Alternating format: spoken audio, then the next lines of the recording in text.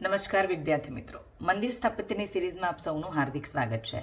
આજે આપણે વાત કરવાના છે હમ્પીના મંદિરોની, જે કર્ણાટક રાજ્યમાં સ્થિત છે. હમ્પી નામ સાંભળતા સ્ટ્રાઇક થાય કે આ તો વિજયનગર સામ્રાજ્યની રાજધાની રહી. વિજયનગર કે જેમાં સંગમ, સાલુ, તુલુ અને અરવિડુ આવા 4 સામ્રાજ્ય અસ્તિત્વમાં આવ્યા, જેમાં વિજયનગરના મંદિરનો વિકાસ એ સંગમ અને તુલુ રાજવંશોને આભારી છે, જેમનો ધર્મ હતો હિન્દુ ધર્મ, અને એટલા માટે અહીંયા વૈષ્ણવ અને શૈવ ધર્મનો વધારે પ્રભાવ રહ્યો. ખાસ કરીને અહીંયા શંકરાચાર્ય, રામાનુજાચાર્ય, માધવાચાર્ય જેવા સંતોનો પણ પ્રભાવ રહ્યો, અને ઇવન તો અહીંયા વલ્લભાચાર્યનો પણ પ્રભાવ રહ્યો, અને એટલા માટે આ સંતોના સાનિધ્યમાં આવીને અહીંયા હિન્દુ મંદિરોનો વિકાસ થયો. વિજયનગર સામ્રાજ્યની જે આ શૈલી હતી એની વિશેષતા શું હતી?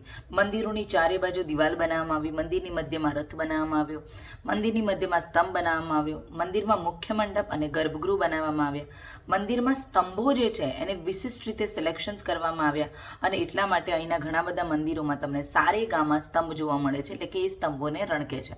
અહીંયા મંદિરની મૂર્તિઓ ચલિત છે, અને આ જે મૂર્તિઓ છે એ અમ્માન મંડપ અને કલ્યાણ મઠ જેવા 2 બહાર મંદિરમાં સ્થિત એવા આર્કિટેક્ચરમાં લઈ આવવામાં આવે છે. મંદિરનું ગર્ભગૃહ ખૂબ સુશોભિત બનાવવામાં આવે છે. અહીંયા મૂર્તિમાં યાલી મૂર્તિ શૈલીનો પ્રભાવ જે છે આપણને જોવા મળે છે. આ મંદિરો જે છે એના થોડા કોમ્પ્લેક્સ સ્ટ્રક્ચર હતા, એટલે કે દ્રવિડિયન સ્ટાઇલ વધારે હતી, નાગર સ્ટાઇલ ઓછી હતી, અને પોતે અલગ રીતે ઘણા બધા સુધારા કરી અને નવી રીતે આ મંદિરની શૈલીને પ્રસ્તુત કરવામાં આવી. કયા કયા મંદિરો બન્યા?